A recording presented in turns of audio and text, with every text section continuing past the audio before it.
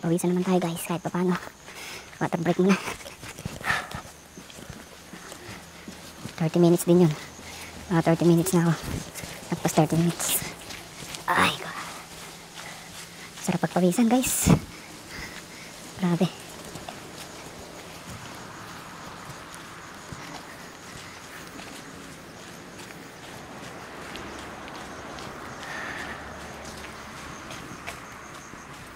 Kailangan ko na ata magpagupit guys ah. Ang ano ng buko, lago na. Ay, ibang araw papagupit ako guys. Ganda dito, napakalinis oh. Grabe no. Grabe talaga ang Korea. Sobrang linis.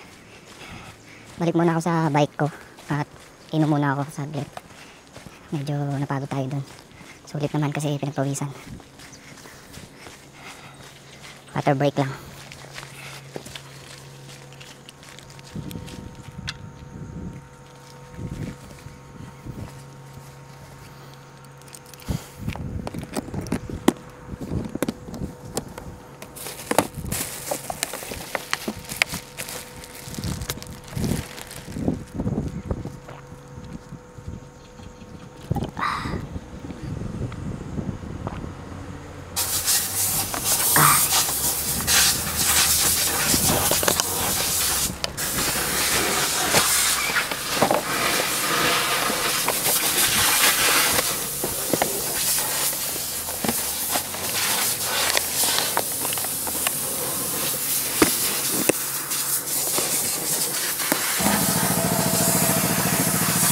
Go na. Bali, ikutin natin guys. Ito, yung buong lake.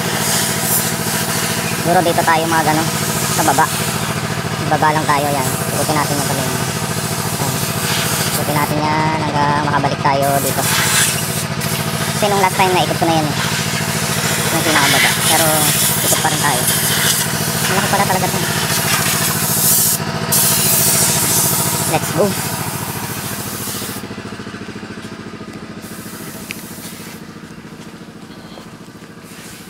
Bali, ano pala, baka mag-upload din ako sa YouTube.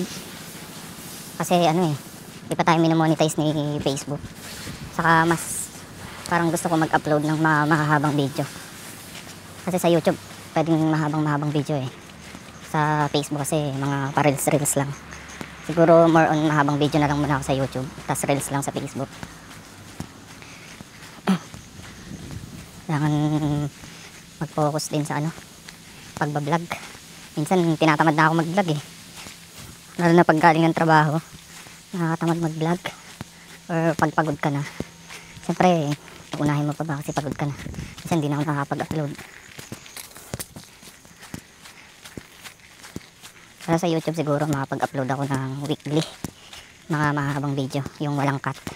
Ano kasi yung bala ko eh, parang raw video lang i-upload ko sa YouTube. Tapos sa Facebook, mga pa-reels na lang siguro. Ganda dito guys ah. Dito yung spot ko pag napunta ako dito. Yan, dito. Kasi sobrang ganda ng tanawin dito eh. Pakita ko sa inyo guys. Dito. Ayan, dyan ako na pwesto. Naupo. Tapos ang ganda dito guys ah. Kita mo yung ano. Kita mo yung mga buong ano, building dito. Yan. Ganda dito guys. Yan yung buong 360. Yan, dyan ako minsan naupo, natambay. Ayan.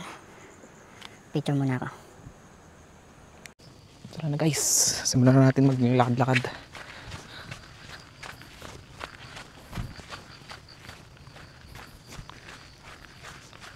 Sa lake na to guys, ano, yan, sa lake na yan. Maraming isda, ang lalaki ng isda dito. Kaso ngayon di na nagpapakita eh. Pero may mga ano din oh. Pakita ko sa inyo guys. Kaso hindi ko alam kung makikita sa camera. Pero ang lalaki ng isda dito.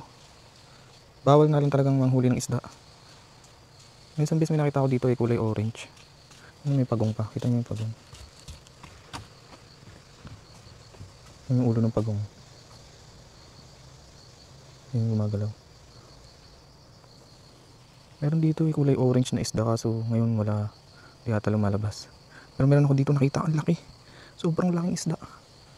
Lumalaki na sila pero ano, Bawal kasi manghuli dito.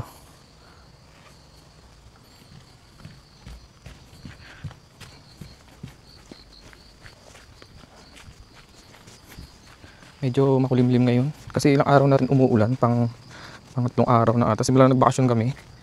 Kasi ang last pasok namin nung ano eh, Sabado. Friday kasi holiday na eh. Start na ng Chuseok nung Friday. Tapos Sabado may pasok pa kami. Linggo wala na. Tapos ang balik namin eh sa 10 na. Sa October 10 na ang balik namin.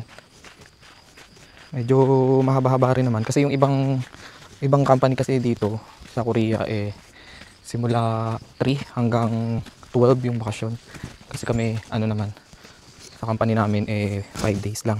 Bali 5, 6, 7, 8, 9 5 days lang. 5 days lang yung bakasyon namin. Sa 10 eh babalik na kami. Bakbaka na naman ng trabaho. Pagodan na naman. Minsan pagod, minsan hindi naman pagod.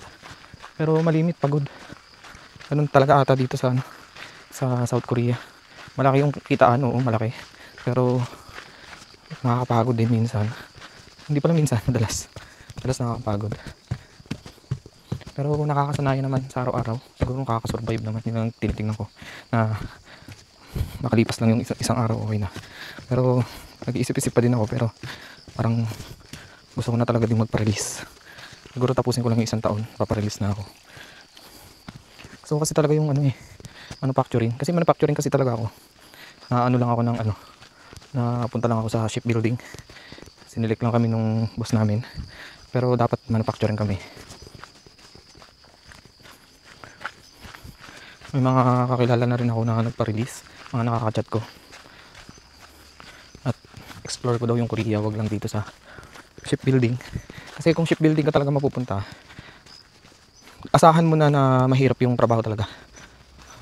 Wala kasing madali sa shipbuilding. Siguro pinakamadali na tong company namin. Kasi nag-i-installation lang naman kami. Kasi yung iba talagang nag-grinder, nagwe-welding, bubuhat ng mga pipe, mga tubo. Eh, pagbarkuhan talagang bakalan yun eh. Minado naman talaga ako na pagdating sa trabaho, nahihirapan ako. Lalo na pag mabibigat na trabaho. Kasi nga sa Pilipinas, puro lahat ng naging trabaho ko sa office lang. Kaya ang laking adjustment nung nandito ako napunta sa sa shipbuilding. Pero goods naman. Mababait naman lahat ng kasama namin.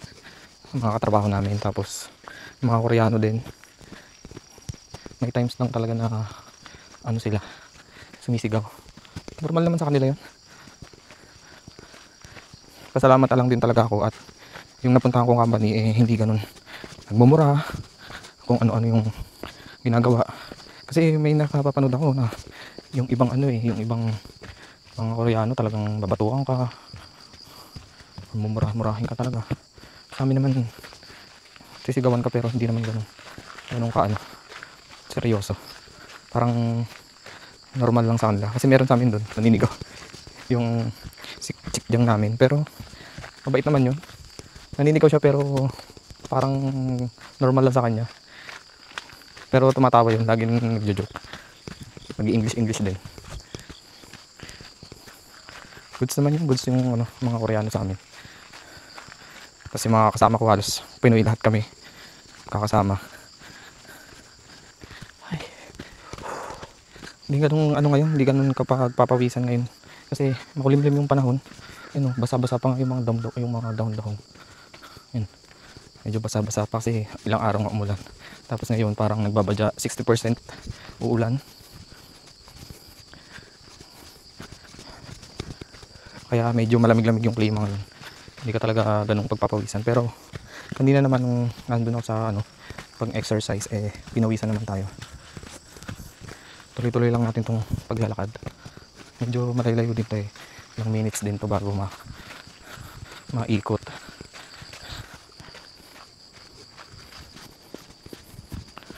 Buti nga dito sa may mga ganitong pwede kang mag-ikot-ikot. Kasi pangatlong araw ng holiday. Pangatlong araw na wala kaming pasok. Kakabagot na sa bahay. Anong magawa? Umuulan pa.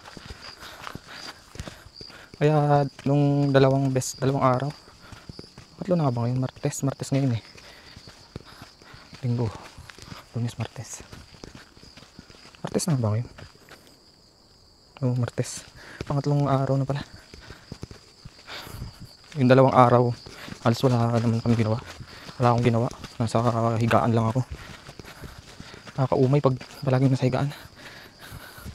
Kaya pag darating ng gabi, nag-iikot-ikot ako. Naboboring kasi ako. Nung dalawang gabi, Sabado nag-video ako eh, mag-isa. Tapos Linggo ng gabi, tumambay ako sa Ilsan. Kaso dun sa Ilsan, nung gabi na yun umuulan. Tumambay lang ako sa 7-Eleven. Tapos food trip na lang ako. Parang sinabayan ko yung ulan. Kumain ako ng noodles. Sobrang init na noodles. Sarap naman. Medyo nakakapagod na. Ilang minutes? 11 minutes na ako naglalakad. Simula nag-start tong video yan. 11 minutes na. 10:57. Mag-11 na. Medyo pawis na yung katawan natin. Sarap pagpawisan guys. Kaysa kung milata ka na lang maghapon sa higaan. Ganda dito. May tambayan. Tambay muna tayo saglit. Ay, may tao pala. Kasi nakakaya tumambay pag may tao. Pero sige, tambay tayo.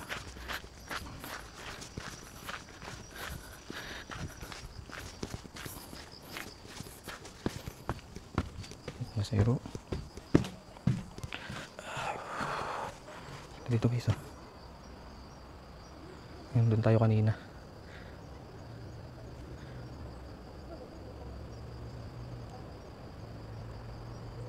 Tayo kanina nakatambay. Nagpicture. Yung building na maganda rin, oh. Buong lake. Ay, pumunta tayo saglit.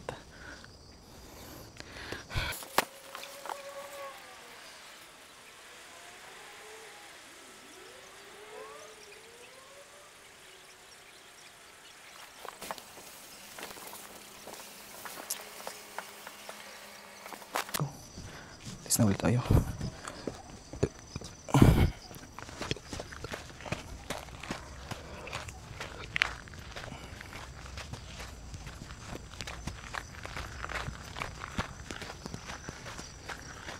Pawis na, pawis. 5 minutes lang tayong tumambay. Pahinga lang ng konti, tapos lakad na ulit.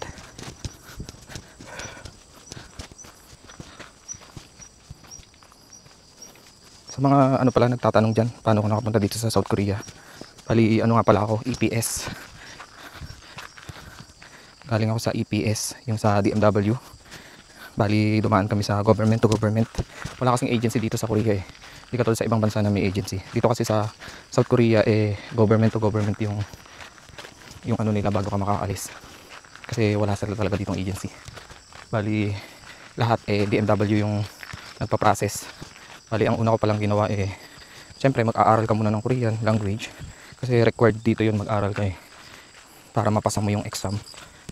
Pagkatapos mo mag-aral yan, may mga KLC naman dyan na pwede mong pag-enrollan. Pili ka na lang ng magandang KLC. Kasi sa totoo lang, yung dating KLC ko, 2021, hindi ko na lang sasabihin ko anong KLC. No, kasi parang hindi sila nag-assist talaga. Hanap kayo ng KLC na magaling talaga, yung kaya kayong i-assist hanggang pag-alis nyo. Yung KLC kasi na napuntahan ko eh wala, parang hindi sila magaling na KLC. Nainggit nga ako dun sa mga kasabay kong mga nag-exam, nag-skill test. Talagang sinuportahan sila ng KLC nila. Nakikita ko mga naka-uniform pa sila, may banner pa sila. Magaling talaga, alas talagang hindi ka nila pababayaan. Sa KLC kasi na napuntahan ko talaga ang nangyari eh, 2021, pinapunta kami lahat sa nung taong 2021. Pinapunta kami lahat sa school after ng ano namin, kasi may registration nun. KLT 18 pa lang ata yun. May registration pero parang 2,000 lang ata yung kailangan. Diba, pinapunta kami ng KLC namin sa school at magre-register nga daw. 1,000 na katao lang yung pwedeng mag-register. Bali, ang nangyari nun eh ano, Lahat kami pinapunta sa school. Nasa 185 ata kami. 185, parang ganun. Kulang-kulang 200. Tapos nung nasa ano na kami, nasa pila na kami. Putik ang haba-haba ng pila. Ang aga ko pa naman umalis nun. Kasi from Tansa to ano ko Bacoor. Molino Bacoor. Doon pa yung school namin. Nagmotor lang ako papunta doon. Tapos umabsent ako noon, nung araw na yun. Kasi nga, pinaghandaan ko yung registration. At sabi nga nung school pumunta. Pagpunta namin doon ano kami, napakadami namin. Tapos isang laptop lang yung gagamitin. Sino nga ba makaka-register nun? Nabot kami ng tanghali. Kasi parang hindi pa, may problema ata yung pag-register nun Tapos siyempre napakadaming magre-register nun. Ilang kaming EPS nun. Sobrang dami. Tapos inabot kami ng tanghali, walang nangyari, puta. May isa sa amin walang naka-register, hayop. Tapos pagkatapos nun, umuwi na ako. Kumain muna ako ng tanghalian, umuwi na ako. Pumasok na lang ako sa trabaho ng half day. Sayang lang yung sayang lang yung inabsent ko. Tapos nangyari nun, tinamad na ako. Parang hindi nga ako naka-register ng KLT 18 Kaya ako sa inyo guys, kung talagang mag-aaral kayo ng Korean language, umanap kayo ng school na talagang mag-a-assist, yung magandang school talaga. Kasi masasayang lang yung ibabayad nyo kung yung school na papasukan nyo pera-pera lang ang ginagawa. Kasi sayang lang talaga. Mas nire-recommend ko kay Ma'am Kami Teaches Korean, yung Facebook page niya. Doon ako nag-aral ng online. Bali, may online sila, saka may offline na site. Doon sa Manila. Manila nga lang yun, yung ano nila, yung office. Pero grabe, sulit yung babayad mo talaga kasi magaling magturo si Ma'am Kami. Tapos parang kami ata yung first batch sa online class niya. Tapos ako yung una na nakaalis. Kasi dun sa mga kabatch ko, yung iba nakaalis din naman pero mga na-delay. Pero ako yung December 2024 nakaalis ako. Magaling talaga magturo si Ma'am Kami. Tapos naka-recording pa yung class. Kaya pwede mong balik-balikan yung kahit nandito na ako sa Korea, binabalik-balikan ko yung niya yung recording video kasi nga para ma-refresh din. Kasi pag nandito ka sa Korea, iba na kasi yung iba na yung pinag-aralan mo sa normal na conversation dito. Kasi dito, kailangan talagang conversation yung aralin mo. Ibang-iba dun sa inaaral mo sa sa PLC. Kasi dito more on conversation, talagang kailangan mag-aral ka para matuto ka talaga magsalita ng Korea. Nakakaintindi naman ako, nakakasalita ako ng kahit konti, pero iba pa rin talaga yung kailangan mag-aral talaga. Dito tayo guys pinuntahan ko ng isang beses. Gusto ko sana mag-slide kaso parang hindi kayanin, baka bumagsak, nasira. Hutik. Nag-slide na kasira pa. Ang ganda dito. Tapos may duyan. Kaso basa. Sarap sanang magduyan dito. Basa nga lang. Meron ng gagamba. Nahaya na ng gagamba kasi hindi nagagalaw. Ang ganda dito. May mga bato-bato pa. Ang tawag dito. Wala ng stress. Yung parang sobrang peaceful. Sobrang kalmado lang ng lugar na to. Yan, yung mga bato-bato.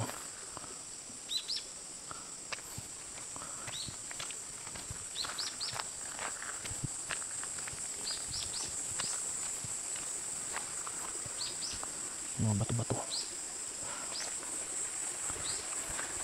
Sarap magtampisaw dito. Kaso medyo malamig-lamig na. Winter na din. Winter na din kasi ngayon. Pero kaya pa naman. Hindi pa naman ganun kalamig. Autumn pa lang naman. Siguro mga end of October. Sobrang lalamig na talaga. Tapos yun, balik tayo dun sa sa KLC. About KLC. About pagka-apply dito sa South Korea. Bali yun. Ang gagawin nyo, kailangan maghanap kayo ng KLC na talagang susuportahan at mag-a-assist sa inyo. Tapos after nun, mag-a-announce naman yung DMW na kung kailan magre-registration. Paunahan yun guys kasi yung pagre-register, kailangan mabilis ka. Kailangan ano ka, naka-focus ka, or kailangan talagang pagtuunan ng pansin kasi yung pagre-register, madami kayong magre-register nun. Nasa libo kayo, mga 100,000 ata. Kasi nung kaming nag-register nung sa exam namin, umabot kami 45,000 KLT21. KLT21 yan, umabot ng 46,000 yung kaming nag-register. Pero nasa 9,000 lang ata yung 9,000 lang yung nakapasa. Tapos yun, pagkatapos nyong makapasok sa registration, evaluation yun. After ng evaluation, sasalain pa kung sino yung mga hindi makakapasok or madi-disqualify. May mga madi-disqualify pa dyan. Kasi maraming din minsan sa picture, blurred yung picture, kaya mali yung information. Dapat yung information nyo tama dun sa passport nyo. Kasi ipagmamatch nila yun kung tama yung details na nilagay nyo dun sa registration. Marami ding nagkakamali dun, kaya kailangan talagang lahat tama, lahat tugma sa passport. Kasi once na nagkamali yun, disqualify ka na agad. Sayang naman yung pinaghintay mo ng registration. Tapos ano pa ba, yung mga picture, mga ilalagay nating picture, kailangan malinaw. May mga kasi sukat-sukat din. Dati kasi 15 KB lang yung passport picture. Passport picture yun guys, hindi pwede yung 1x1, 2x2. Passport size dapat. Tapos yung pag-scan ng passport, kailangan malinaw din. Tapos 100 MB ata yung sa passport. Kasi hindi ko na masyadong alam kung ano yung parang nung last registration 13 KB na lang sa picture. Tapos 100 KB ata sa passport, o 100 MB pa din. Inaanos naman yun ng DMW kung ano yung kailangan na picture sa passport. Tapos yung pagkatapos nyo mag-register, na evaluate na kayo, nakapasok na kayo sa evaluation at wala naman naging problema, waiting na lang kayo ng exam niyan, exam date. Yung exam date, i-announce din yan kung kailan. Bali lagi dapat kayo sali kayo sa mga group ng EPS kasi nag-update sila din doon. Tapos mga question, may mga din doon. Marami kayong mapupulot doon na information na kailangan nyo sa pag-apply dito. Tapos yun, pag lumabas na yung exam date, kailangan prepared kayo. Kailangan talaga, hindi naman sa sobrang galing, pero kailangan talaga marami kayong alam para maipasa niyo yung exam. Sarap ng hangin dito. Lamig. Yan dito, tingnan nyo guys yung view. Dito ko ngayon sa yun sa pag-exam, kailangan talaga focus kayo, or marami kayong alam. Marami kayong dalang vocabs, yung vocabulary. Importante yun kasi pag may alam kang vocabulary, may idea ka, masasagutan mo parang technique na din yun. Technique na yun para sa pag-exam nyo. Tapos may mga picture din doon, may mga graph. Nung nagkataon kasi sa akin nun, maraming graph. Kasi yung graph, inaral ko talaga yung graph kasi halos madaming lumalabas sa lahat ng in-examan ko. Maraming lumalabas na graph. Kaya focus talaga ako sa graph. Tapos after nung graph, may mga picture din. Yung gamit ng picture, saka kung ano yung picture na yun. Yun yung mga lumalabas doon sa exam. Tapos fill in the blanks. Medyo marami din yung fill in the blanks, saka long paragraph.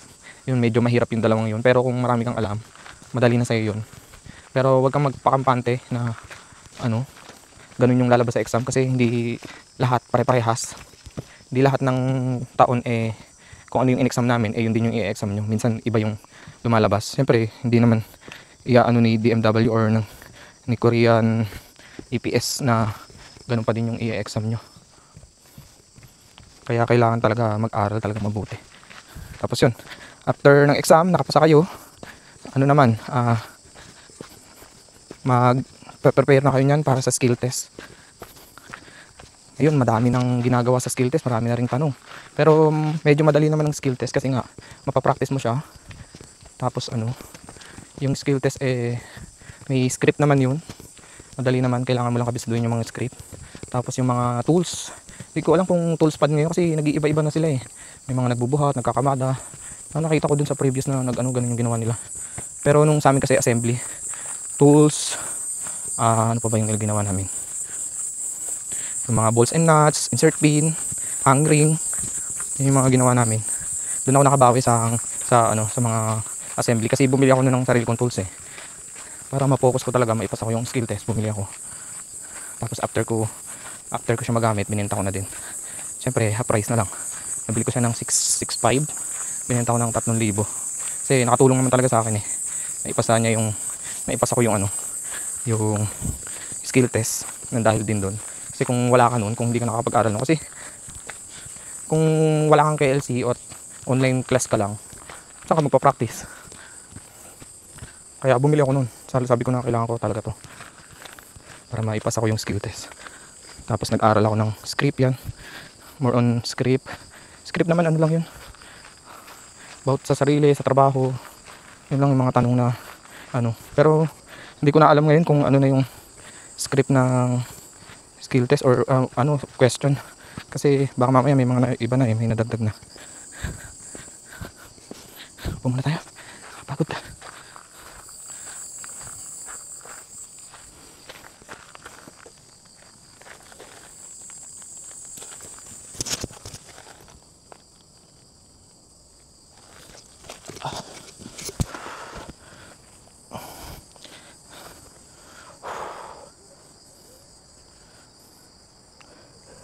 Sakit na yung biti ko. Nakakalakad. Nalagod sa kasi nagpawisa naman ako. Pawis na. Pawis na yung katawan ko. Tapos yun, after yung makapasa, skill test na. Prepare kayo skill test. Tapos pag napasa nyo yun, medical, after nun. Pagkatapos ng medical,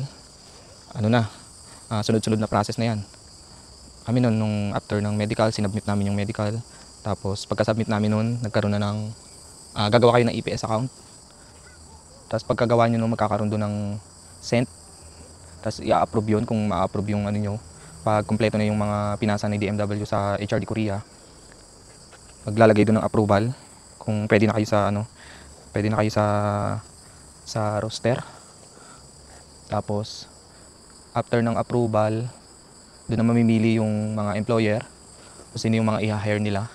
Walang palakasan dito guys, wala ring basta pagkatapos mo ng medical, kinabukasan or kung kaya pa ng pagkatapos mo mag-medical, pasa mo na agad kung kailan yung date na pwede kayong mag-medical at pwede magpasa. Kasi pabilisan dito guys, pag nahuli ka magpasa, matatabunan ka na, kaya kailangan alam mo talaga or updated ka talaga sa first day pa lang ng pagpapasa. Kung kaya mo nang unahan mo na. Kasi ako nun, kinabukasan pa ako nagpasa Pero goods naman kasi mabilis lang kasi May ako nag-exam May. Tapos after ng ilang batch, August, kami skill test. Tapos September nagpasa kami ng medical. October yan, sunod-sunod na nagkaroon ako ng approval, nagkaroon ako ng November nagkaroon ako ng employer. November 8 ata yun. Last day ng bigayan ng anong tawag doon? Basta na-select yung selection. Last day ng selection, na-select kami. 3 kami, magkakabatch. Si Aris, si Jimboy, saka ako. Si Jimboy, nagkaroon siya ng problema sa medical niya, second medical namin. Sa x-ray, parang meron siyang sabit sa x-ray. Kasi after ng may mga medical pang susunod yung final medical talaga. Kaya dalawa lang kami ni Aris na nag-flight ng December 17. Nakarating kami dito sa South Korea. Mabilis lang guys pag napasan nyo lahat. Pero hindi naman sinisigurado na lahat kayo ma-hire. Paswertihan na lang talaga. Saka kailangan bilisan nyo talaga. Kasi once na natabunan yung papel nyo, wala. Matatagalan kayo. Marami dyan, nag-expire na yung yung EPS account nila kasi 2 years lang validity nun Minsan, pag 1 year, expired na agad. Kaya kailangan mabilis talaga. Mabilis kayong magpasa. 1 year expired, tapos i-renew yun ng DMWD. Bali 2 years kasi yung validity. Siyempre, taon-taon may nadadagdag na batch or na KLP. Or minsan, 2 beses, 3 beses magpa-exam sa isang taon. Minsan, pag kailangan talaga ng tao, madaming registration Pero minsan, isa lang sa isang taon. Tapos after nun, yun, mabilis lang yun, sunod-sunod. Nangyari sa akin nung na-hire, after kong ma-hire, kinontak na kami ng DMW, tinext kami na magtraining na kami. After noon, 5 days training, paprocess na kayo ng mga documents. Doon na yung mag-ano na kayo ng visa, magpaprocess na kayo ng visa. Lahat yun sa DMW ginagawa. Tapos after ng ano din ng training, magpapamedical na kayo noon. X-ray saka COTB. Medyo magastos din ng ang pag-a-apply sa Korea. Kailangan may bala talaga kayo. Kasi uupa kayo ng ano nun eh. Kung malayo kayo, syempre uupa kayo ng pag-i-stayan nyo sa Manila. Kasi sa 5 days na ano nun, ng training, kailangan ano kayo nun eh, maaga or depende sa instructor kung paagahin kayo ng alis. Pero syempre, kailangan maaga ka, bawal kayong maliit. Kasi pag nalate ka, uulit ka. Ulit ka ng training. Merong mahigpit pa naman yung napuntahan namin si Sir June. Medyo mahigpit siya pagdating sa training. Ano siya? Kailangan bawal kang maliit. Tapos bawal kang matulog-tulog habang nasa klase. Bawal kang matulog.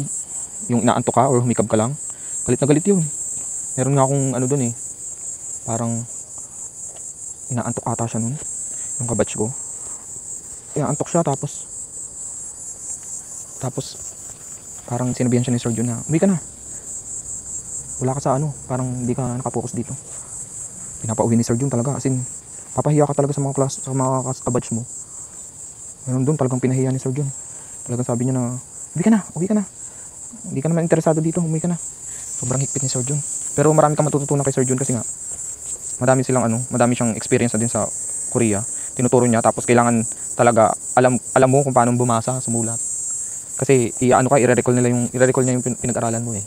Tapos sasabihan ka pa niya na paano ka nakapasa ng exam kung ganyan yung ano mo, ganito ganyan. Talagang ipapahiya ka niya. Pag hindi ka sanay bumasa, hindi ka sanay magsulat, papahiya ka niya. Tapos aaralin niyo yung conjugation, babalikan niyo lahat yun. Tapos magkukwento siya kung ano yung mga naging experience sa Korea. Basta marami kang matututunan pag nasa training center ka. Yung hindi mo natutunan sa KLC, matututunan mo sa training ng 5 days. Lahat yun matututunan mo. Maraming malilinawan ka din. Sabihin mo na lang minsan na, ganun pala yun. Madali lang pala. Parang ganun. Mapapaganon ka na lang. Kasi sa ibang KLC hindi nila ina-explain ng ng iba-iba kasi talagang turo eh. May KLC na talagang ina-explain nila lahat, dinidetails nila lahat. Tapos yun, after ng training namin noon, 5 days yun, Monday to Friday. Ano na kami noon? Thursday pa lang, nagpa-extra na kami. Kasi bago matapos yung kailangan maipasa mo na. Kasi kailangan mabilis talaga eh. Lahat talagang kailangan mabilis ka mag-process para mabilis din yung alis mo. Kasi ilang araw na lang after nyo mag-training, pag nagkaroon na kayo ng CCBI, automatic yun, malapit na kayong umalis. Paalisin na kayo. Tapos pag nag-grant na yung visa nyo, dire-diretso na yun. Saglit na lang. Kasi ako nun talagang nagtatrabaho pa rin kasi ako, nag-leave lang ako nun. Sa linggo akong hindi pumasok kasi nga nag-training ako. Tapos balik ulit ng trabaho after training. Mabilis lang yun, saglit na lang. Tapos pa-flight na kayo. Pero hindi lahat ng nakapag-training na at nakakaalis agad. Kasi merong mga nakakancel. May mga na-experience ako na halos yung ibang kabatch namin. Na-cancel yung iba. Minsan, December kasi alis namin eh. Sila, na-cancel, January pa. Or pinospon ng employer. Pinospon yung alis nila. Meron naman na kinancel talaga. As in, talagang cancel, nakakaawa yung ganun kasi nakaprocess ka na lahat eh. May process mo na lahat, kompleto na, tapos biglang kinancel pa. Yun yung kasi gumastos ka na tapos kakancel ka pala. Kaya swertihan lang din talaga. Tapos yun, after nyo mapasa nun, ilang araw na lang, parang kayo nun. Basta may mga step-step naman na gagawin eh. Tapos yung sali kayo sa mga GC, may mga GC na ginagawa rin yung iba eh, or si Sir Kevin Lee. May mga GC yun na kompleto kung ano yung mga ipapasa nyo, kung ano yung mga documents na kailangan, kung ano yung mga i-scan nyo. Yun, kay Sir Kevin Lee lang din. Magaling si Sir Kevin Lee kasi detailed siya. Lahat ng kailangan nandun. Tapos may mga ino-offer din sila na mga loan. Pag malapit ka nang umalis or meron ka may date ka na ng flight mo. Tapos syempre bibili kayo plane ticket nun. May mga magpapautang sa inyo. Kaya kayong pautangin doon ng 100,000. Depende sa uutangin nyo. Pwedeng maliit lang, pwedeng malaki. Tapos yun, after nun, pa-flight na kayo. Basta marami pa rin yun eh. Isang linggo or 2 linggo ata. Depende sa tinatagal or depende sa CCBI kung meron na kayo. Pag nagkaroon na kayo ng CCBI, magkakaroon na kayo dyan ng list. Yung list na yun, kung nandun yung pangalan nyo, is magpapasa na kayo magpaprocess na kayo talaga sa DMWD. Kailangan magpasa na kayo para mapabilang kayo sa mga aalis talaga. Magpa-flight.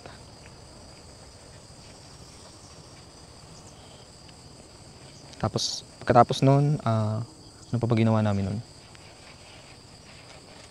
Nagkaroon na si CBI, nag-grant na yung visa, talagang aalis na talaga.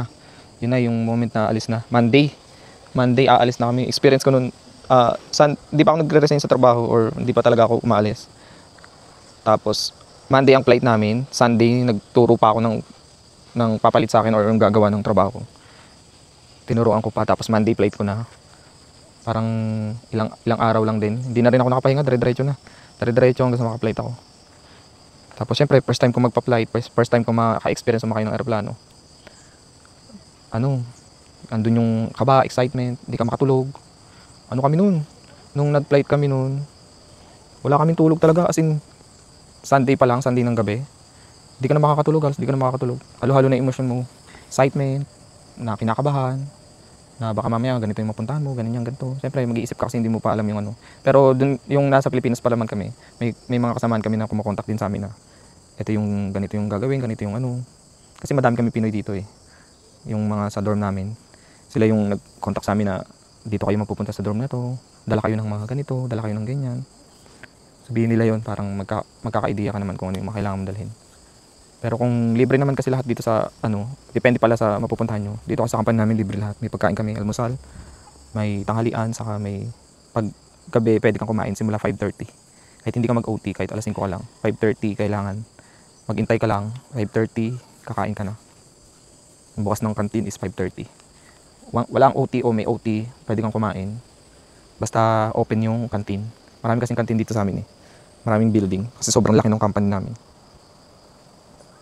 1,000 yung empleyado nila dito. Sobrang dami. Iba-ibang department. Magkakaiba lang talaga ng department. May mga pintura, may mga insulation, may mga wiring. Basta buong barko ginagawa dito. Tapos, yun. Nung Sunday ng gabi, hindi na talaga makakatulog. Tapos, Monday, flight nyo na. Bali, Monday pala, pupunta kayo ng DMWD. Final processing na yun. Papasan nyo na lahat, bibigyan kayo ng blue jacket, legendary blue jacket. Tapos, lahat ng documents, kailangan nandoon.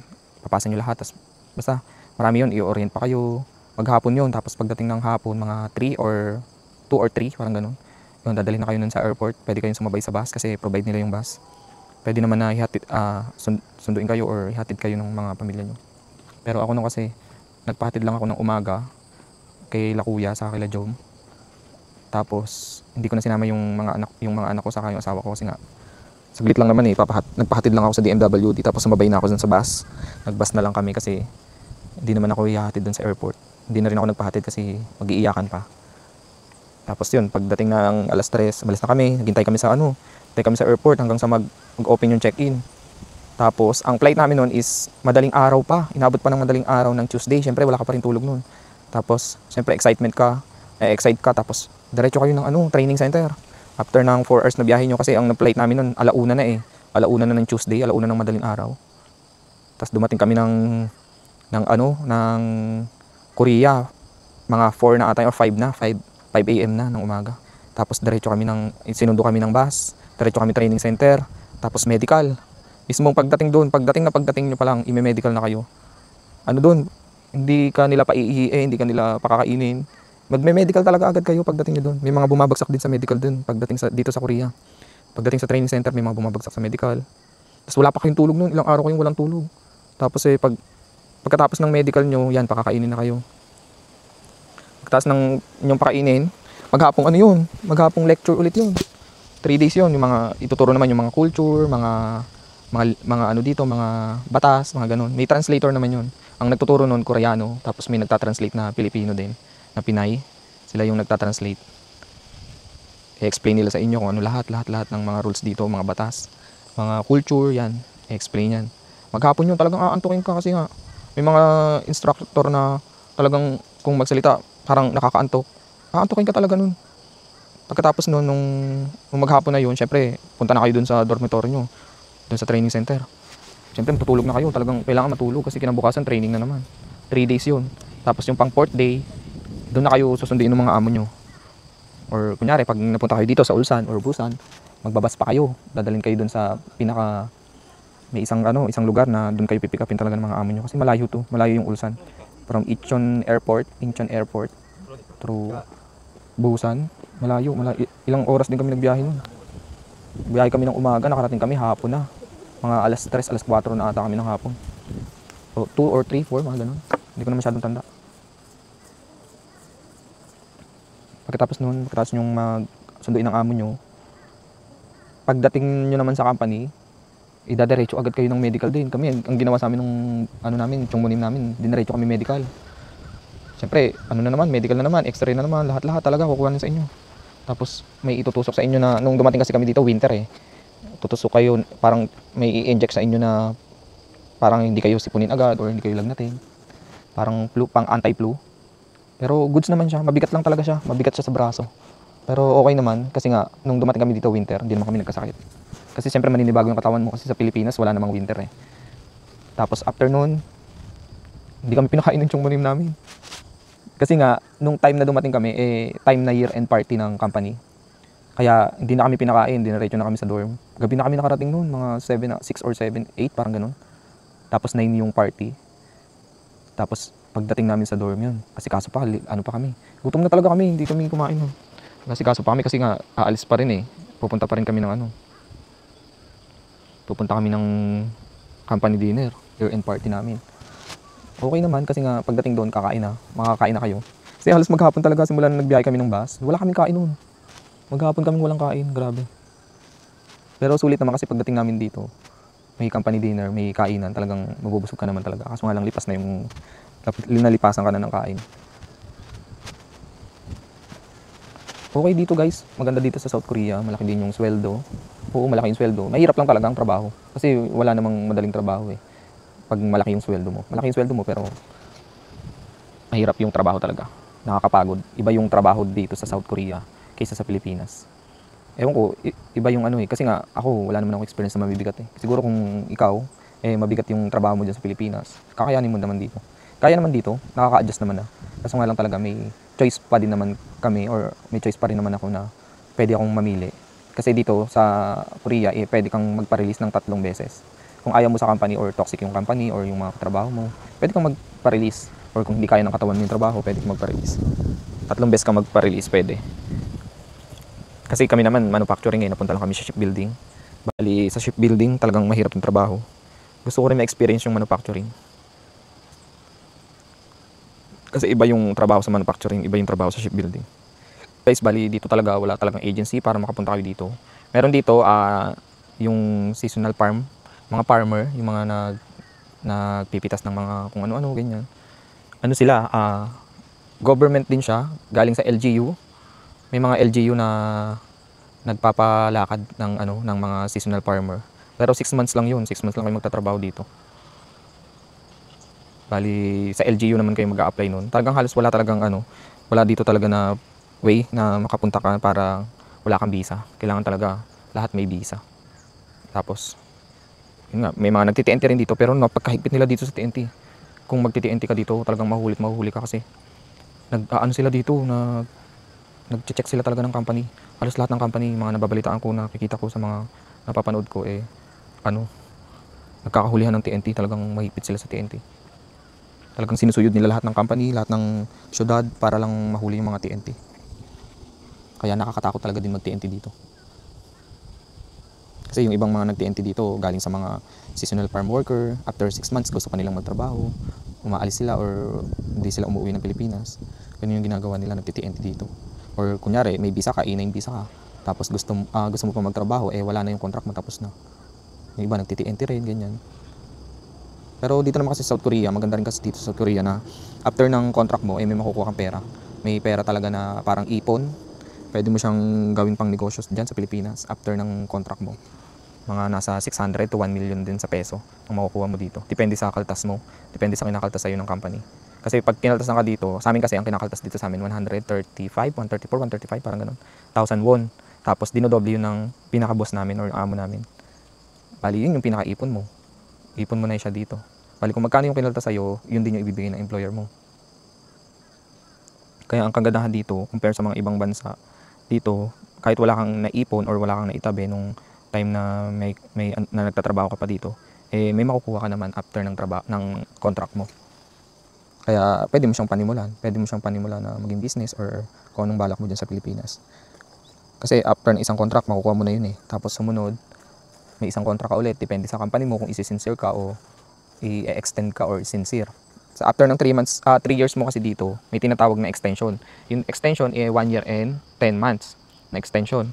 Sa 1 year and 10 months na yun, ali total ng 4 years and 10 months, mag-stay ka dun sa company. Tapos depende sa company nyo kung nagsisincere. Kung isi-sincere ka ng company, pero nababali-balita ngayon na yung sa 10 years, continue 10 years sa mga company, pero hindi pa naman ata na-approve. Pero mas okay din naman yung ganun na wala nang para dire-diretso na yung contract mo. Wala na yung sincere. Kasi may mga company na hindi nagsisincere eh. Siyempre, pag wala na yung edad mo dun sa bracket na ang pag-exam, hindi ka na pwedeng mag-exam. Isang contract ka na lang. Lalo na ako, kung sakali, 35 na ako. Tapos meron pa akong natitirang 3 years, mga 3 years pa, mahigit. 35, 36, 37, 38 o 38 na ako. Pasok pa naman ako sa pag-exam, kaso nga lang, last chance ko na. Kasi ang edad sa pag-exam kailangan 18 to 38 years old para makapag-exam ka. Pag wala ka na dun sa bracket na yun, wala na, hindi ka na makakapag-exam. Lalo na kung yung mga iba, may mga 38 na nandito sa Korea, tapos after ng ilang years, isang contract nila at hindi sila na sincere, wala na. Hindi na sila makakapag-exam sa Pilipinas. Hindi na sila makakuha ulit ng exam. Kasi nga yung edad nila wala na. Hindi na pasok doon sa age bracket. Kaya talagang paswertihan na lang kung ang company nyo ay nagsisincere. Sa amin kasi wala pa namang nakaka-experience ng sincere. Kasi sa company namin, yung pinaka-pioneer doon sa company namin may nag 3 years na dito sa company namin. In-extend siya ng company namin ng 1 year and 10 months.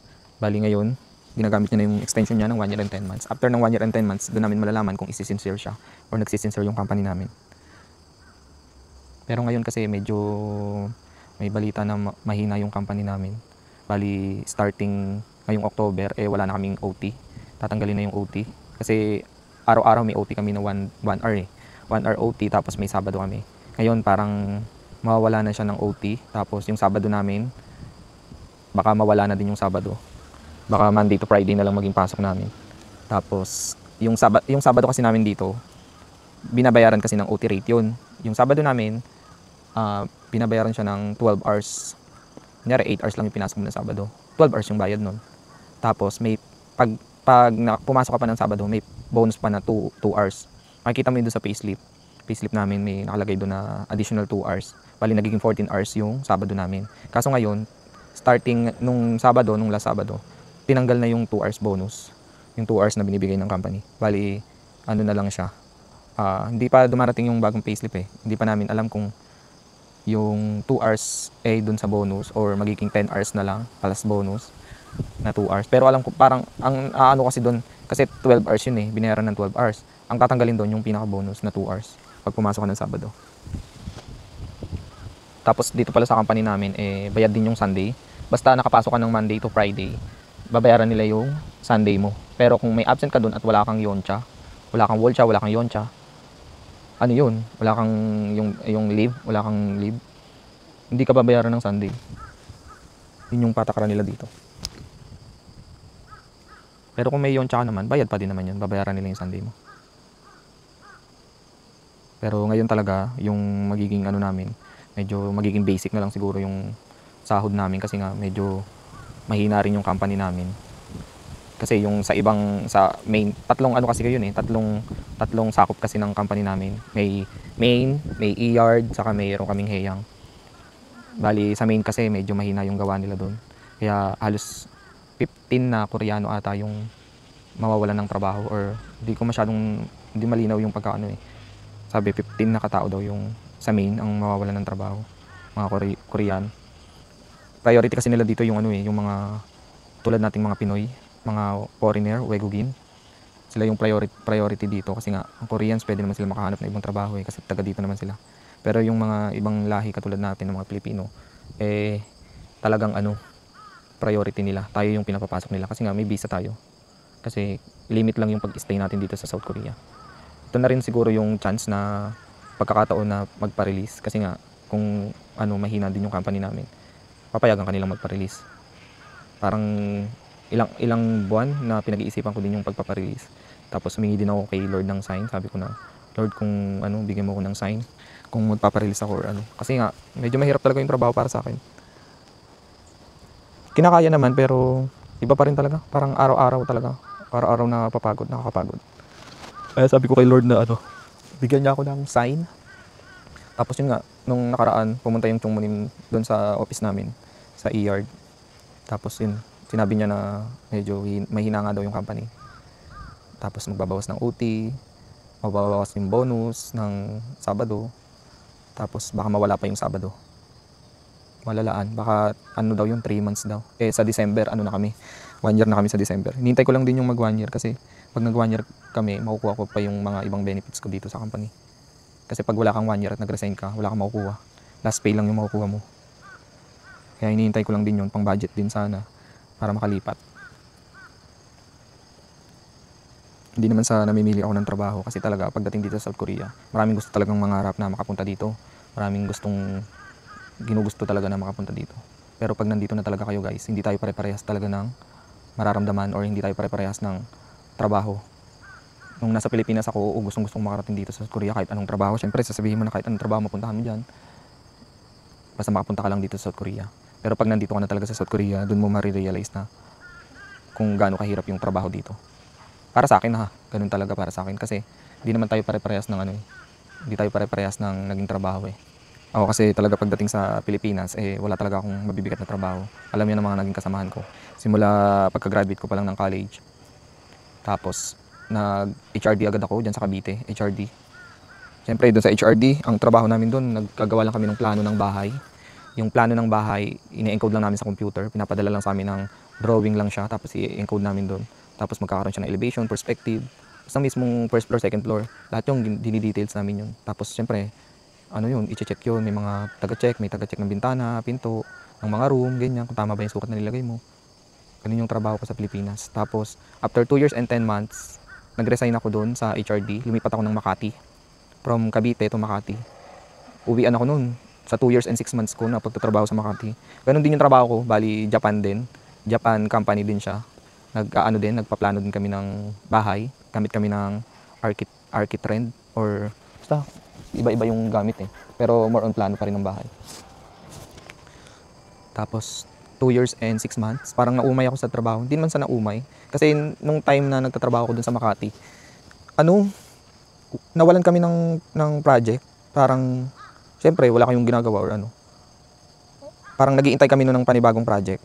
Pero binabayaran pa rin naman kami.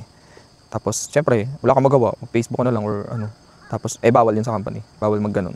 Tapos, minsan ang ginagawa ko, pupunta ako sa ibang team. Parang makikidaldal, ganyan. Tapos, nung evaluation, yun pala yung nasisilip sa akin na, punta ako dito napunta ako dun sa isang pwesto na nagdadaldal daw ako, ganyan. Wala man kakong gawa. Alam naman nila na walang gawa talaga. Tapos, hintay-hintay na nga lang daw kami ng project. Kasi ilang buwan ata kami noon na walang project. Tapos parang sinasabi ko na nga na ilipat na lang kami sa ibang department, para ako may magawa. Kasi ang boring, naboboring ako pag walang ginagawa eh. Tapos after noon, pagka 2 years and 6 months ko, nagpasa ako resignation. Kasi nga, ino-operahan ako nung asawa ng pinsan ko na bumalik ng Cavite. Nagpasa ako resignation, ayaw pa akong paalisin nung kahit wala kaming trabaho, wala kaming ginagawa. Ayaw akong paalisin nung nung advisor namin, nung namin, Japanese advisor namin. Sabi niya na magstay daw ako kasi may darating naman daw na project. Tapos parang ino-operan pa nga ako na tataasan yung sahod ko. Hindi ko lang talaga sabi ko magre-resign na talaga ako. Tapos yun, nag-resign na ako. Bumalik ako ng Cavite. Pagdating ko sa Cavite, pinasok ako ng asawa ng pinsan ko as secretary dun sa pinagtatrabahuhan nila. Or dalawa kasi yung boss namin doon, si Boss Vic saka si Boss Norman. Nung una kay Boss Vic kami, tapos may sideline ako kay Boss Norman. Nagtatracking kasi si Boss Norman noon. Saka nag-start na rin siya mag-scrap. Dalawang company yung hawak ko, Murillo saka Jan CB4. Tapos yun, nung nagne-Neltex kami, ako yung gumagawa ng billing, ako yung sa lahat ng process ginagawa namin. Tapos punta ng bangko, withdraw ng ganito, deposit ng ganyan. Yung mga ginagawa ko. Tapos nag-aasikaso ng sa SSS, tao, pasahod ng tao. Yun yung mga trabaho ko. Sobrang mabigat din. Hindi naman siya mabigat as in physical na mabigat. Siyempre yung bigat nun yung sa mental mo naman. Yung na-stress ka kasi nga minsan ganito, tatawag ng ganyan, ng ganito. Tapos may mga hinahanap na item, lalo na sa Nailtex, sobrang higpit ng Nailtex din eh. Kasi minsan tatanungin ka nung ano, ikaw lang mag-isa yung umaano nun. Kasi nung time na yun, 3 pa kami sa office eh. Si Ma'am Monique, si Ma'am Rose, saka ako. Kaso nung pagdating ko, si Ma'am Rose naman eh paalis na din daw, pa Taiwan. Kaya nag-hire sila ng bago. Hinire nila ako. Tapos 2 na lang kami natira ni Ma'am Monique. Siyempre kami yung gumagawa ng lahat. Si Ma'am Monique sa Murillo, ako naman sa Jan CB. Or minsan, siya yung sa tracking services, ako naman yung sa trading. Dalawang department ng hawak. Ganun yung ginagawa namin. Tapos sa pasweldo, siya sa tracking, ako sa trading. Tag-isa kami. Every Saturday ang sahod namin doon. Tapos, siyempre, medyo mabigat din kasi talagang computan or ganyan. Tapos tatanungin pa yung tao, titingnan mo pa yung mga pinasa nilang mga pinasok nila, time in, time out. Tapos, after mga ilang taon, umalis naman si Ma'am Monique, nag-Canada. Ako na lang yung naiwan. Sa akin na lahat talaga bumagsak ng ultimo documentation, ultimo magbabayad ng mga bills, lahat ng kailangan i-deposit, withdraw. Ako yung humahawak nun. Lahat na, payroll ng tracking, saka trading, ako na yung humahawak din. Tapos sa billing, ako na rin yung naggagawa ng billing kasi lahat ng taging trabaho ni Ma'am Monique sa akin napunta, sa akin pinasa. Parang 1 year or 2 years ko ata siyang ginawa na ako lang mag-isa dun sa office. Kasi nga, wala na, umalis na sila eh, nag-Canada na si Ma'am Monique. Tapos yun nga, ako naman, napunta naman ako ngayon dito sa South Korea. Halos wala na natira kay Boss Norman. Wala nang sekretary na natira kasi nga, lahat kami umalis na, lahat kami nag-ibang bansa. Tapos nung umuwi ako ng Pilipinas, yun, pinuntahan namin si Boss Norman. Tapos nasa Pilipinas din si Ma'am Monique noon. Nag-reunion kami. Kaso nawala yung video, na-delete yung video eh. Sayang, hindi ko na-upload. Nakakatuwa din kasi syempre nagkita-kita kami doon. May kaming sekretary, tapos si Boss, tapos si T. Shirley. Si T. Shirley pala yun, isang sekretary din ni Boss Norman na sa Indang naman siya nakabase. Kaso ngayon nasa na siya, nasa barangay. Kasi si Boss Norman ay naging kapitan ng Indang. Bali siya na yung kinuwang sa barangay. Kinuha ni Boss Norman doon sa barangay. Umuwi ako ng Pilipinas, pinunta namin si Boss Norman. Yun, kami doon, parang nag-reunion kami. May kami 3 sekretary, si Ma'am Monique, si T. Shirley, saka ako. Tapos may driver kami na nandun din, si Badong. May helper, kumpleto kami. May helper, may buyer. Si Wancho yung buyer namin. Kumpleto kami doon. Hindi makumpleto na lahat ng tauhan ni nandun. Kasi nga, biglaan din naman yun. Biglaan din naman, wala naman sa plano din. Saka may mga pasok din kasi yung iba. Pero ang sarap lang siguro kung magre-reunion kami lahat doon, lahat na naging empleyado ng Murillo saka ng Jan CB. Ang sarap lang. Kasi madami rin kami pinagsamahan doon eh. Sa loob ng 7 years na nagtrabaho ko doon. Sobrang madami din talagang experience. Maraming stress, maraming pero kaya naman. Nakakamiss lang yung trabaho sa Pilipinas. Dito kasi sa abroad, wala na. Kung ano yung trabaho mo dito, yun na.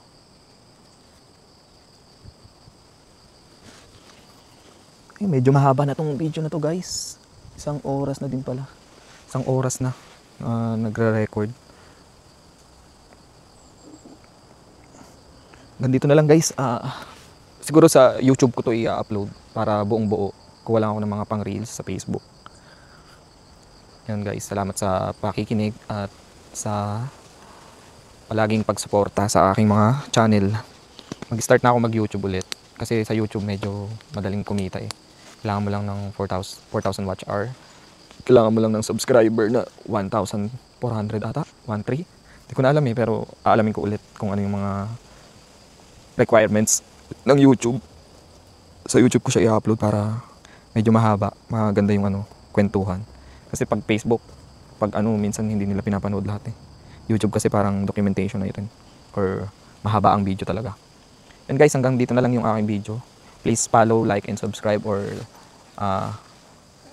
yun sa YouTube. Subscribe nyo ako sa YouTube. Ano pa rin naman yung pangalan ko doon. Ako si Jason. Sa Facebook, ako si Jason din. Saka meron din pala akong TikTok. Nag-upload din ako sa TikTok. Kung ano yung na-upload ko sa Facebook, ganun din sa TikTok. Nag-upload ako doon. Yung sa TikTok ko is ako si Jason. Yung pa din. halos pare-parehas lahat naman ng social media ko. Tapos, yun guys, hanggang dito na lang. Salamat sa mga pakikinig. Kung may na pulot kayong hindi naman sa napulot. Kung may naging idea kayo kung paano mag-apply dito sa South Korea. Yan, sinabi ko naman dyan, saka nag-share din ako ng experience ko dyan sa Pilipinas, saka experience ko dito sa abroad. Sa mga susunod na araw ulit, siguro bukas mag-vlog ulit ako. Hanap ako ng magandang spot. Kasi puro ano dito puro bundok dito. Kundi bundok, dagat, ganyan. Pag maganda yung panahon, hanap ako ng magandang spot din para kahit papano tuloy-tuloy ako makapag-upload. Yung sa YouTube siguro makakapag-upload ako once a week or depende kung may time ako makapag-video. Pero sa Facebook siguro mag-upload ako everyday. Nag-upload naman ako everyday, mga pang reels lang. Hindi pa nga ako tapos dun sa ano pala. Sa bakasyon, yung day, nasa day 20 na ata ako, 21. Yung isang buwan kong pagbabakasyon, hindi ko pa na-upload. Baka dito unti-unti kong i-upload. Yun guys, hanggang dito na lang. See you sa next vlog. Bye-bye. Okay.